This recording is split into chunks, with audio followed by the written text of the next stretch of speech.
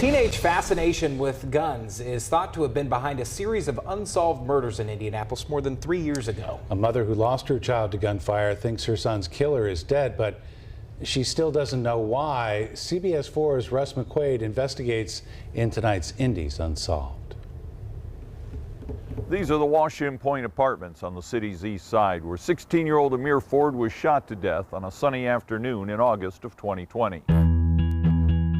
It was a Sunday, and Amir Ford was walking back to the apartment he shared with his mom and several brothers and sisters when someone shot at him from a Chevy Trailblazer that had been circling the parking lot.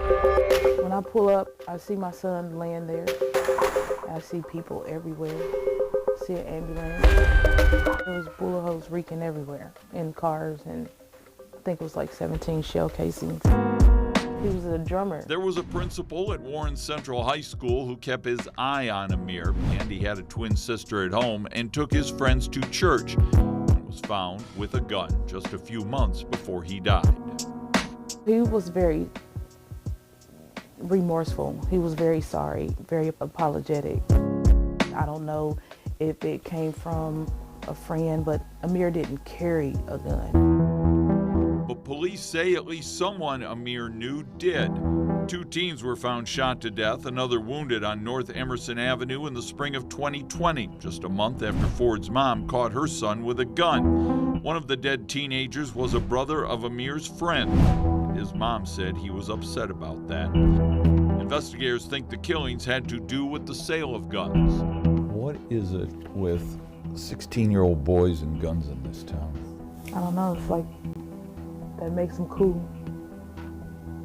It's like it makes them a part of something that they don't need to be a part of, and they don't know it until it's too late.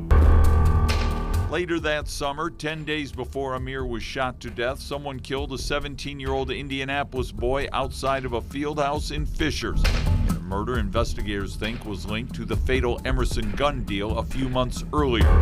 4 murders, 3 crime scenes stretching from the east side of the city to Hamilton County. Indy teenagers gunned down, likely because of their fascination with firearms.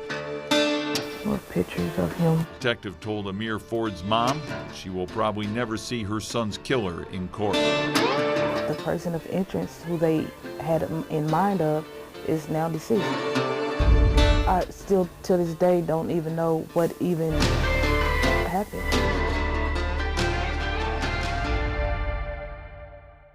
Amir's mother didn't want her name or face on TV. She says she fears her son's killer may still be out there, or she doesn't want to be insulted or harassed on social media.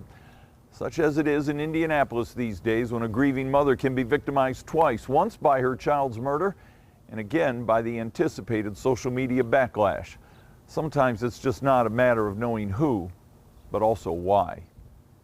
With Indy Unsolved, I'm Russ McQuaid. If you know anything about the murder of Amir Ford, call Crime Stoppers. That number is always 317-262-TIPS. You can share information anonymously.